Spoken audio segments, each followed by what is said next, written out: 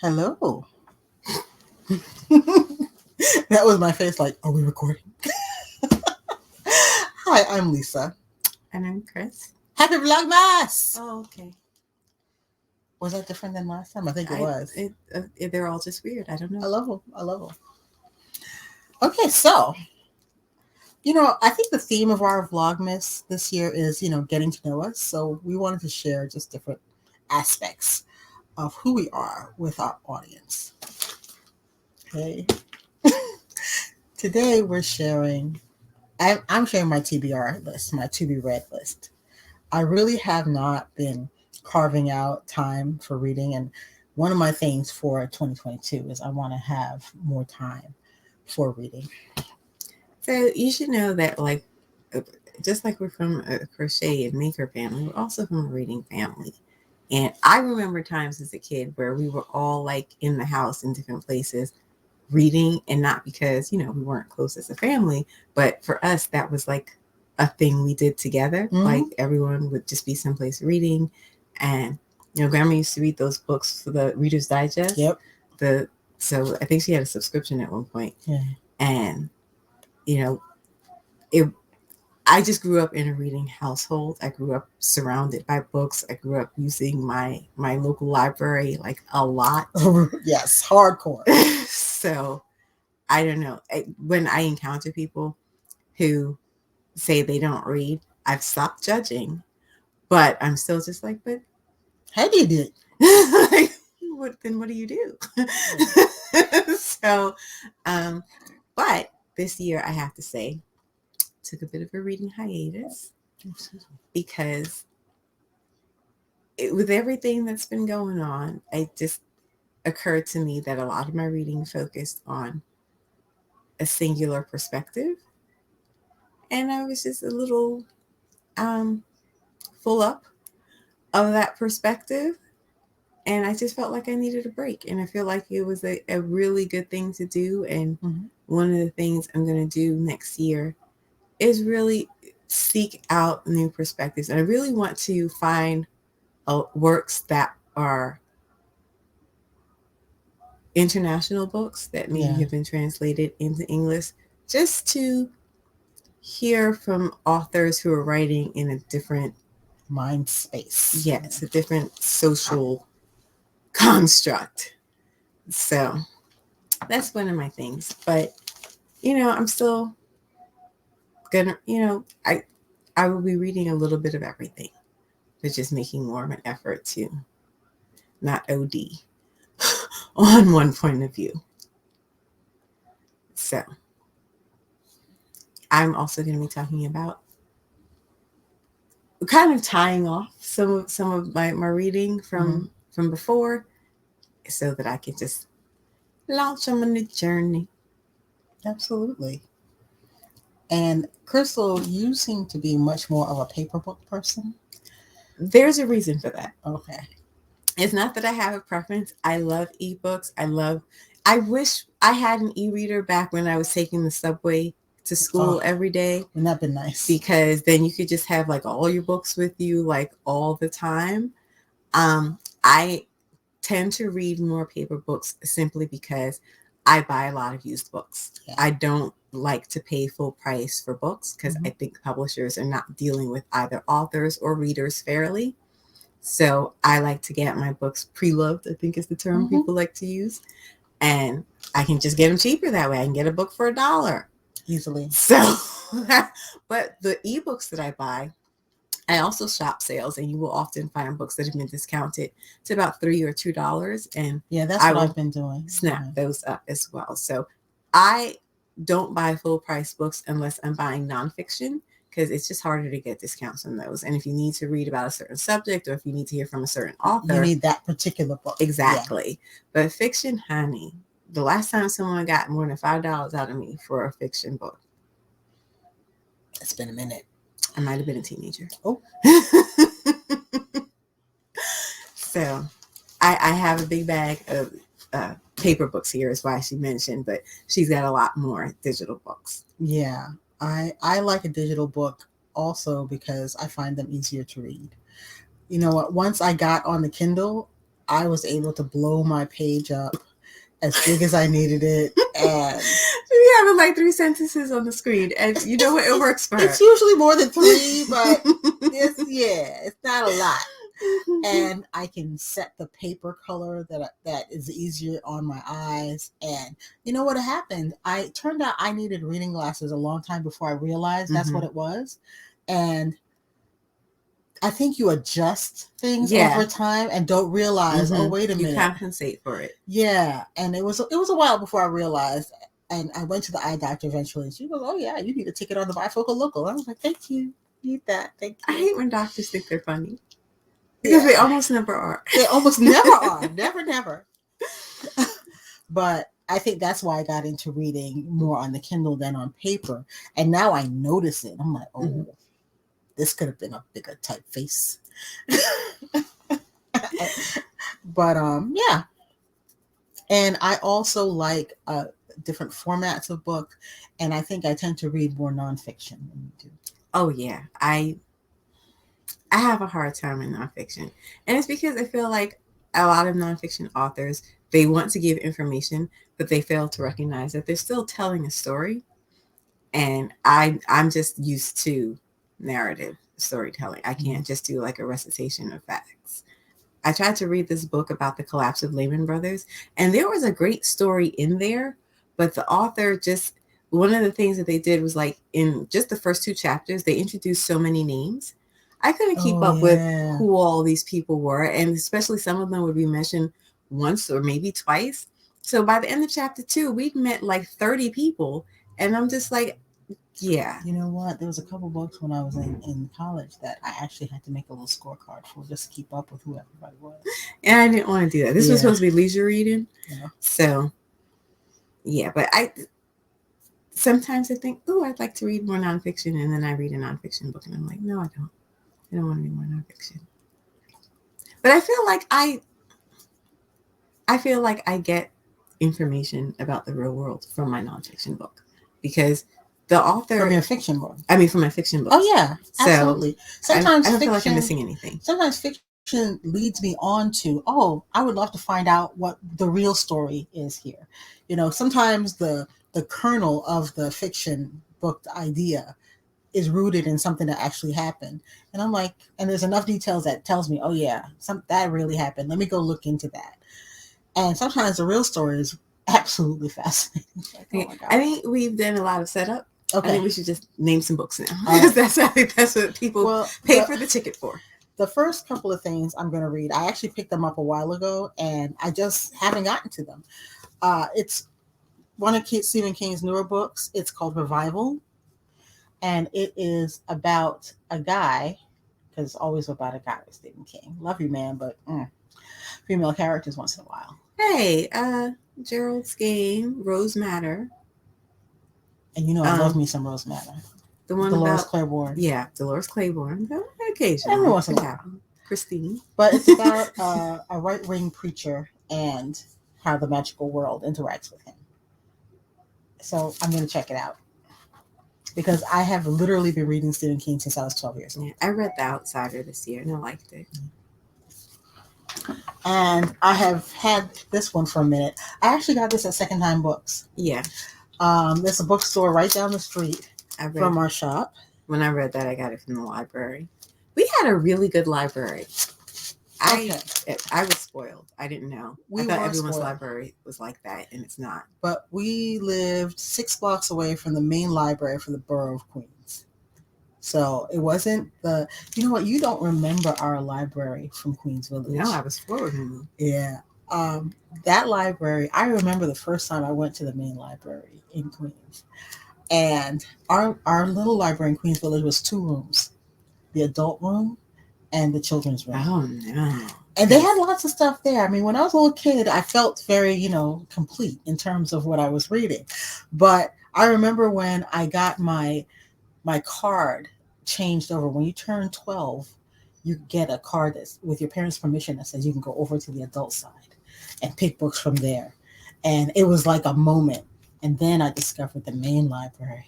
Oh my God. I felt like I found the temple at Delphi. And that was before it was renovated. I actually haven't seen the library since it was renovated. Yeah. and I'm sure it's just a wonderland at this point. But when I watched the Korean Young Boy for Flowers, is actually based on a Japanese manga, Mm-hmm. and I was like, oh, I want to read this manga. So I went down the street and I got the first 2 books in the series in the library. It never occurred to me how unusual it was that they had this random Japanese manga from many years ago. This wasn't new. It wasn't current. It wasn't like the hot thing at that time, but they had the whole series, and they had a number of the series that had eventually been made into Korean TV shows. And I'm just looking back, I'm like, wow. What a resource. That's an amazing library. I read all of the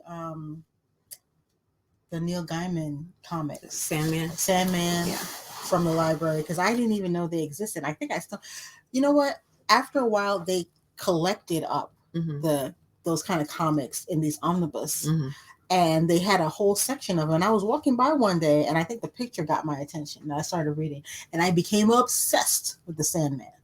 And when I had to wait for something to come from another library, I started reading Lucifer. I love that even more. Okay, so I am actually, strangely enough, in the middle of 3 different series. I get various stages of reading this series because I have an odd quirk. I like to read series sequentially. In fact, I insist on reading them sequentially in number order, but I don't like to read them consecutively. Oh, what do I mean? I read book 1. I need to read something else before I read book 2. Because I tend to think of my reading as a form of travel. I feel like I'm visiting these different worlds. And so I don't want to stay in one place too long. It's just like you go on vacation and you want to see and do different things. It's just like that for me. So I don't like to stay in one world for too long. And because of that, I've been reading these series for quite some time now. And one of my goals is to just finally finish all of them next year. So one of the series that I'm reading is The Last Kingdom by Bernard Cornwell. And I saw the show on Netflix and I absolutely fell in love with it. And I decided I wanted to read the books. And then Second Time Books had, I think it was 10 of the first 12 books sold, as a set. And I bought them and I'm reading my way through them. So far for 3. There's 13 books in the series altogether. And I have 10 of them. So I'm going to run into some trouble. Yeah. I'm missing 3 books. The 13th one, the last one was just written. I think it was just published late last year. So I'm not that far behind on that one. But I love the Uhtred character. And his journey, his dilemma, it just grabbed me from hello. And I love the TV show and I love the books. And I feel like the show is doing a good job of capturing this character. Yeah. But the books are narrated by him. So in the books, all of these events are done and he's looking back on the past and telling us this story. And so there are just little bits that we get that are Uhtred's musings in the books that we don't necessarily get from the television series. So I do feel like even if you're watching the series, it's worthwhile to read the books. So I have quite a few more to go, and I'm going to have to try to find those other 3 on sale because, full price not going to happen. But yeah, so this is one of the spaces I'm inhabiting at the moment. Okay, I'll go next. This is a series I haven't started, but I plan to. It's called The Rage of Dragons. Well, the first book is called The Rage of Dragons. It's by Evan Winter. Does it have actual dragons in it? Yes. I actually love any kind of story with dragons in it. I don't know why. I don't know why either, but I'm a sucker for dragons and dragon riders. So basically, this is a world that has been at war for 200 years.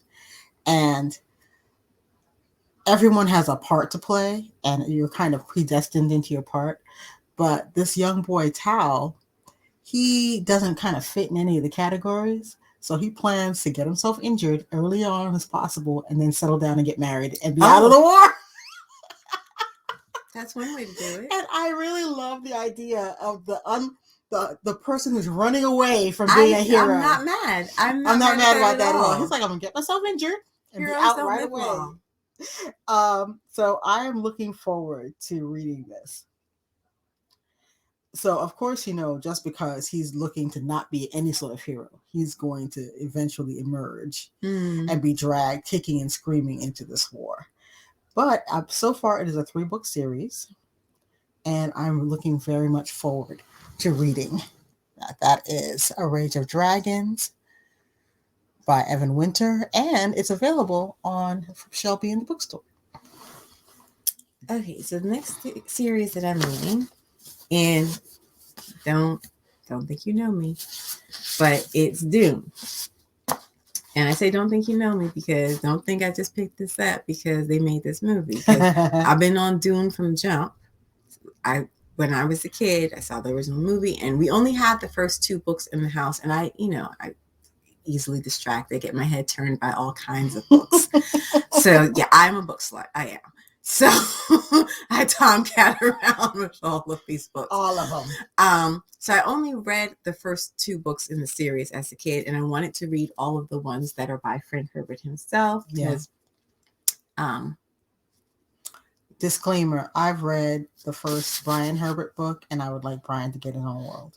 And yeah, his daddy has some long coattails because Brian's been writing them ever since. But I have all 6 books, and I used a sale and a gift certificate kind of situation. So again, did not pay full price, even though these are new. So sometimes it's nice to just have a book that someone else hasn't read. So, but I was able to bring the price down. So they ended up being like maybe $5.60 or $5.80 per book from Amazon. So I reread book 1 so far, and I was in the middle of book 2 when I began my hiatus. But I have all 6, and I plan to read them. And they are, having read book 1 again, I have to say, I'm not going to have a rant. I'm just going to say, I do think a good job was done with the original film, and they didn't necessarily need to do a remake, but that's fine. Things happen. But I have to say, in book 2, Paul's getting on my nerves a little bit. I'm going to follow through. I want to read all 6 books and see where it goes. But he's kind of like, he's trying to make this big decision because he's kind of become paralyzed by his visions of the future. Mm-hmm. He can see all of these outcomes, and he's trying to avoid a particular one, and he doesn't think he's going to be able to. And he's just not ready to accept the weight of the decision that's before him. And I feel like he's whining about it. And I'm just like, I can't take the whining. But like I said, I'm going to rock with it. I'm going to go ahead and finish all the books because there's so much more to the world that Frank Herbert created than just what's shown in the first film. Yeah. And I never, experienced that whole world. So I finally want to just like go ahead and do that because I really, really enjoyed it. I love that series, to be perfectly honest. And I like the first movie very much. I watched the 9-hour version. I liked it that much. But I disagree with Paul describing Paul as whining. In book 2, I feel like he handled things better in book 1 than he did in book 2. But you know what? In book 1, his power was just emerging, and I could think how seeing every possible future would paralyze somebody. I do too. And that's how I kind of approached it, because I was like, I would be paralyzed. And I feel like you get to, unburden yourself once. That one time. But let me see where I am. I'm on page 100 out of 336. And it's been more than once. Okay. I'll say on to nonfiction. I just downloaded this. It is Move the Needle by Shelley Brander. And it is by an entrepreneur who owns a yarn store. And she took that yarn store and turned it into a whole e-commerce business. in addition to being a yarn store. I wonder why I'd be interested in that. Can't imagine. Can't imagine. But I think it's going to be a good read. I actually went to the launch party for this book. It was a virtual launch party, so and I thought her stories were really interesting, and I actually had the opportunity to meet her once, and she gave me some good advice. So I am definitely going to be That sounds cool. going through this book. Have to read that one when you're done. Yeah, but it's all about different ways to work in the yarn business. Surprise, surprise. Like, I feel like that's so like diligent of you to like be reading like the business books. I'm just reading the crap and I love it. Oh, well, speaking. You have another one? No, go ahead, because I don't even have it up yet, so I won't be able to show the picture. So my last series that I'm in the middle of, I'm gonna try to get all of these out. It is. Can she do it? Yes, she can. Yes, she can. Haha. Okay. This is the Nightside series by Simon R. Green, and these are not in order, so do not try to like copy that down or anything. I have to look up the order every time I'm going to read the next book in the series. But there are 12 plus 1 books in this series, and I'll explain that in a moment. And I have read so far the first 9, so it's really time to just knock this out and just finish them. They're fairly short books. They're around 300 pages. So I do get through them fairly quickly, but I always have so many books that I want to read. It's just hard to get to the next and the next and the next book in the series. But they're about a guy named John Taylor who lives in a place called the Nightside, which is like the secret dark heart of London where anything goes, and it's always 3 a.m. And he is, I guess, a mage, a sorcerer. He's a being of power.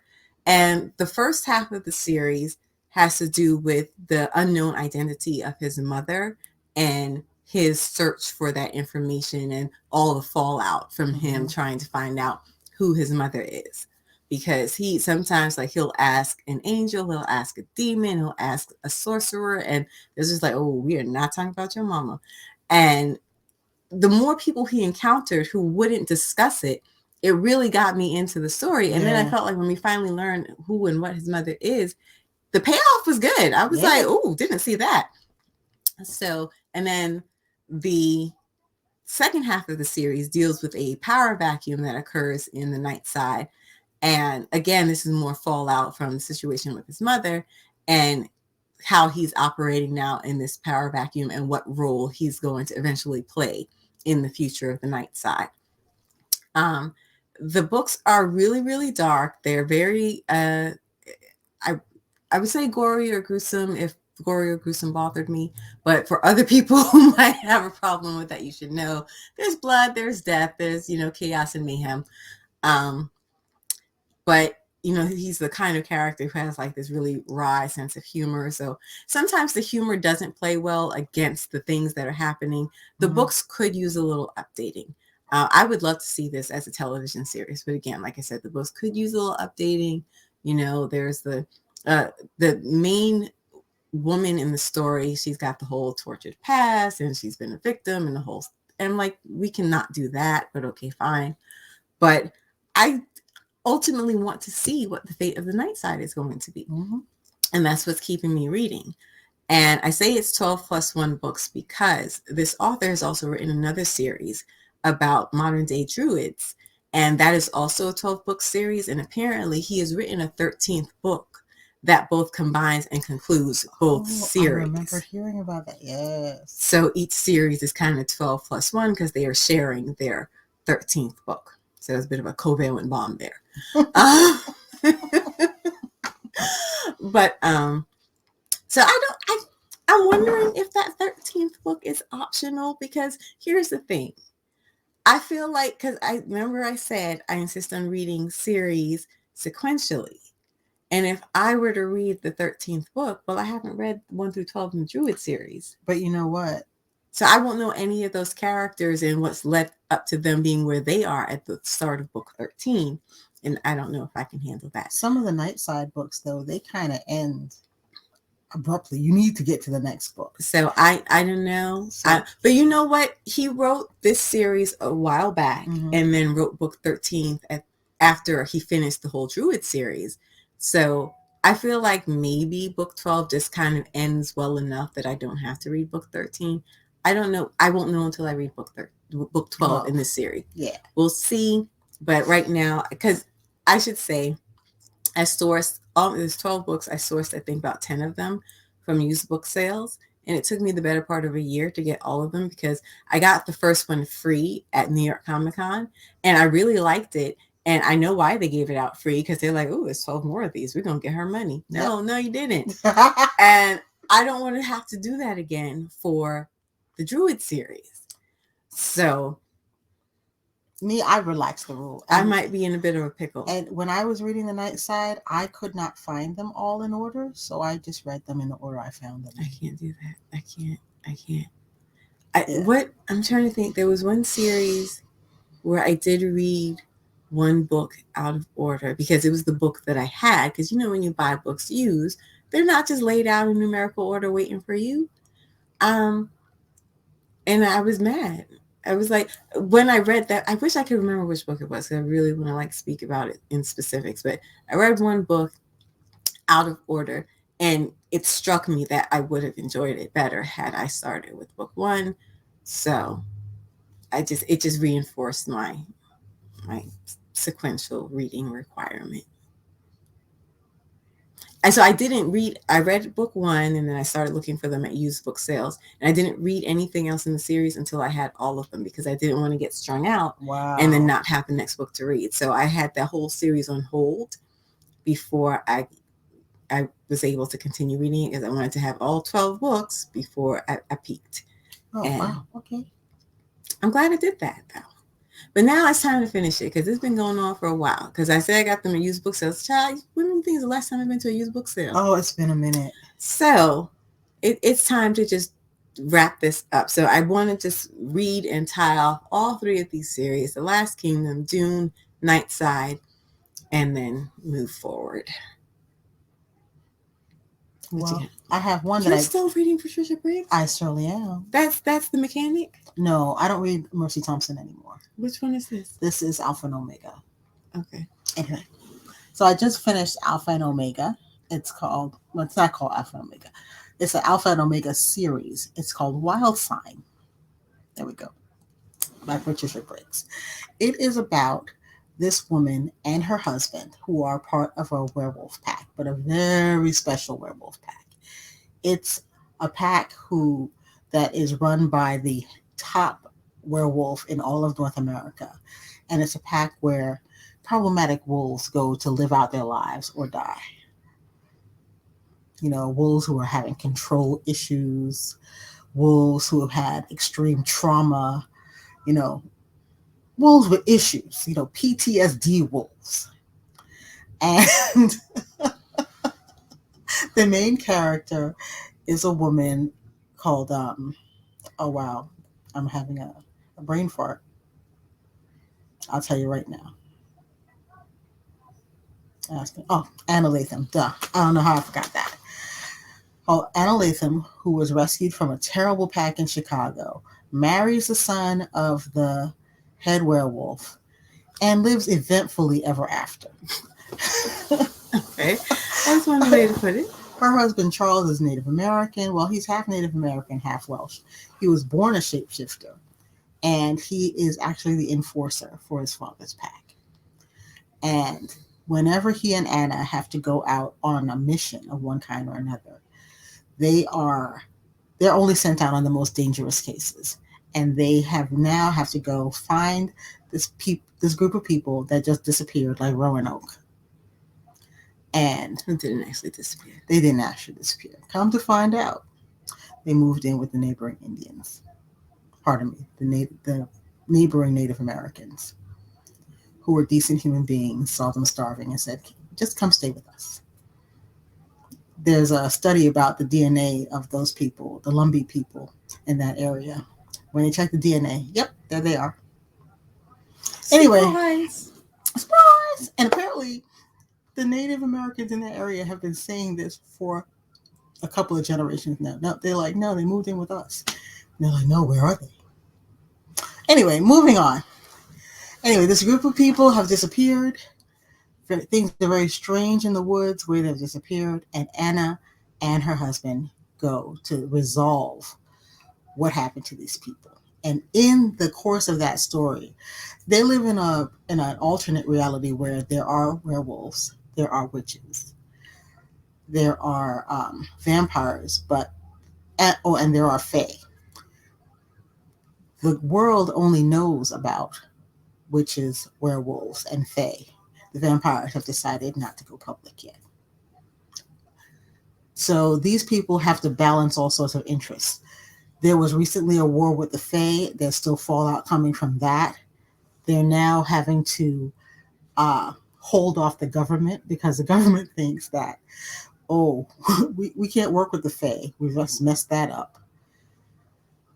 The vampires are pretending to be secret. They don't understand the witches are organized. So now the government wants to co-opt the werewolf power structure as a way to keep the other supernatural beings in line. So they've got this mystery that's on one hand, and then they're also fighting off the government on the other hand. So it was a good story. I really, really enjoyed it. Is that the author you had your moment with? Yes. We went to New York Comic Con, and Patricia Briggs, lovely lady, was doing a book signing.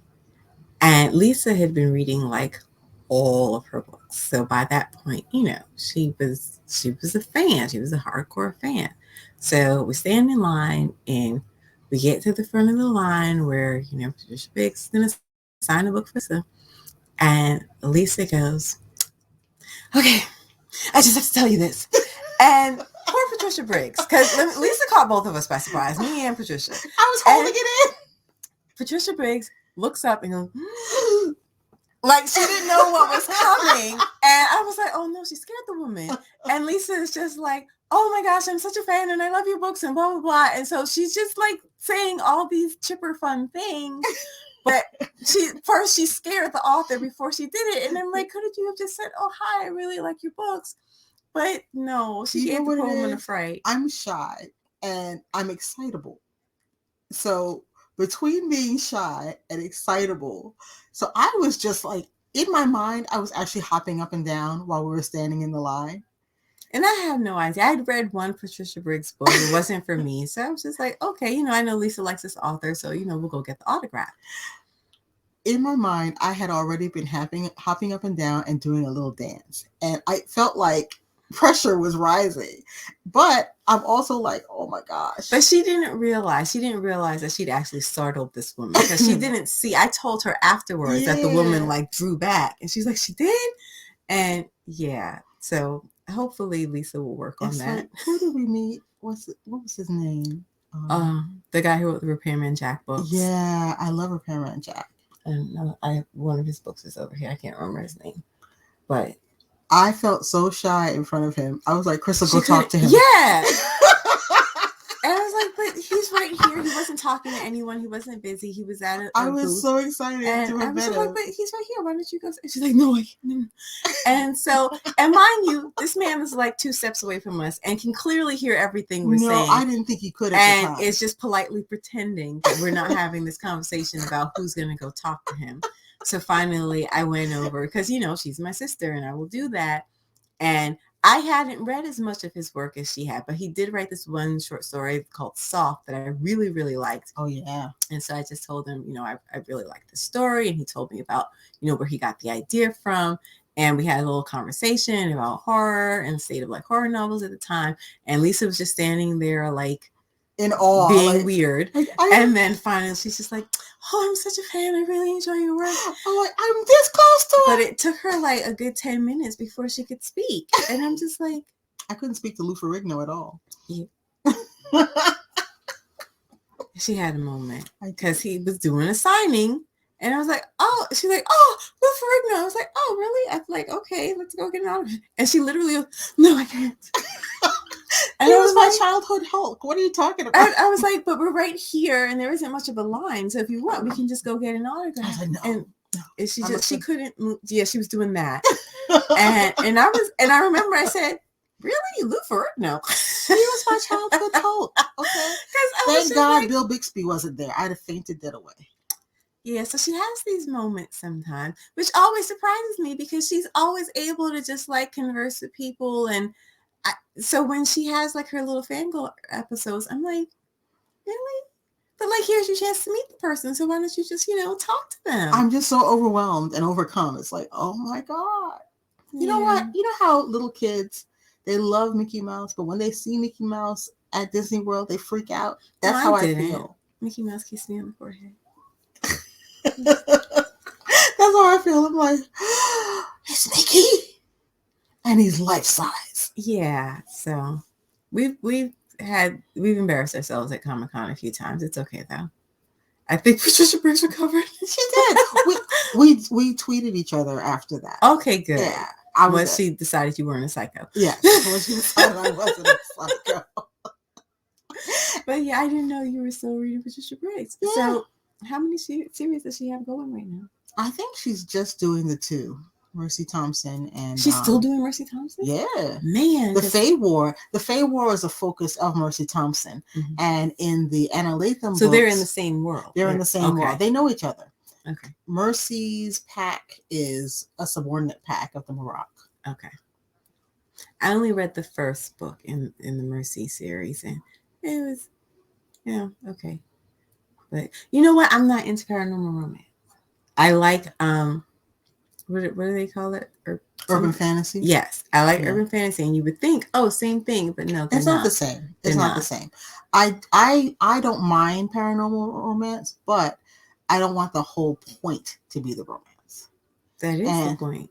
No, paranormal romance is a subset of romance. It's not a subset of sci-fi fantasy. I know, but I really like, because you know what, in the paranormal romances that are just about the romance, that's all it is, set down in this little world. So you're saying there might be a witch? Not that, because that Mercy Thompson book was the first one I read. Yeah, a long part of it was just this car drive with these exes who was just rambling on about their past drama, and I'm just like, we're not dating anymore. But she's developed the world a lot more since that first book. I will take and it's more about how these supernatural beings are integrating themselves into the modern world.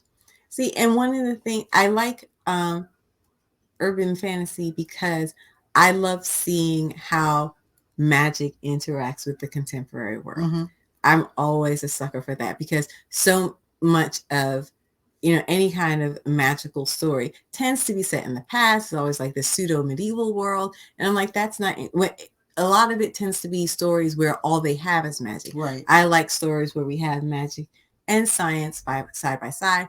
Only problem is I hate when the magic has to be kept hidden. I don't think that works in this world anymore, where everyone has a camera in their pocket. I feel like we need to give up that conceit. I feel like in the medieval times, you could keep these things secret a lot better. Yeah. You can't do that anymore. So I need authors to just let go of that and just have people know what's happening. Think about it. Last year, some woman fell in her driveway and slid to the end of the driveway. And I know about it. It was hilarious. Some woman's cat is calling her the B word. Yeah. It's not Russell the cat. It was some naughty cat. Yeah, it's another cat. I don't know why she gave him that button. So I'm just saying, I think we have to, you set your story in the modern world, but I feel like you're still using the same mindset as someone who's writing a story set in the far ago past. Yeah. Let that go and really just embrace this urban setting and everything that comes with it. That's why I haven't been reading a lot of urban fantasy anymore, but I would like to see more of that happening. There was this book, this series about a world. The author posited a world where magic comes in waves and it disables technology when magic is rising. So it's almost like a clock. So magic rises and sets, and then technology comes back. That's interesting. Yeah. And it causes problems because, I imagine. Yeah. Yeah. Because if you're trying to fly a plane and then the magic wave hits. Yeah. Yeah. Oh, okay. I'm intrigued. but I had stopped reading it because it became focused on The main romance. Yeah. romance. And I fell in love with this notion of these waves of magic that you had to control for. And it became a super duper romance. Yeah. I think it was called Magic Bites. Oh yes, Ilana Andrews. Yes. Because those were popular books when we were still going to New York Comic Con. So yeah, I didn't know that's what it was about. Interesting. Magic bites, magic burns, magic will pull your toenail off. I don't think magic does that. I don't think that's a thing. But I take your meaning. But because I think at the time paranormal romance was on the ascent, she shifted it more and more as the series went on. And that's part of the problem for me. Like, everything in the world is just trapped in this trend cycle. And it's really hard to get things that are outside of the trend cycle because, companies want to make money. They're not deciding which books they publish based on what's actually a great story or anything. Oh, no, not that. So, I have to search. And that's one of the reasons I liked used book sales, because I wasn't just seeing current books. So I could pluck books from any era and find something or any place. Yes. Yeah. Because and I really am just now realizing that was one of the appeals of used book sales for me, that it wasn't just the current popular things that were being marketed. And outside of all the marketing noise, I could really pick just what interested me. Yeah. And then I have like very eclectic interests. And the nice thing for me about the used book sales was that I could find a Depression era cookbook, or, a really cool manga, or, a book about one particular battle of the Civil War. There's a peek inside her head. Moving on. I tend to focus mostly on science fiction, fantasy, and horror. But, I think I'm more willing to try something new at $1 than I am at $25. So I was able to branch out in my reading a little bit by shopping at used book sales. I cannot advocate enough for used book sales. Or a really good used bookstore, like Second Time Books. I'm sorry, it's a beautiful little shop, and it just happens to fit our interest because he focuses, actually for both of us, on science fiction and horror and history. Yes. She's more into the history than I am, but it is a cool bookshop. Really nice people and very comfortable, and I like it. I wanted to open a used bookstore at one point. I don't know. That's one of those things that's in the back of my mind. Like, shall I? Oh my. Anyway, I think, oh wow, we have chatted a while. Yeah, we sure have. We like books. And I'm like, I'm wondering who's going to watch this besides Mom? Because we went on for quite some time. But speaking of Mom, our mom would like us to ask you to please like and subscribe. So we're going to try to remember to do that. Share with a book its friend if you know someone who likes books. We love chatting about our books. So that's all for now. Till next Vlogmas. Happy Vlogmas! Oh, mercy. Oh, you started me. Okay.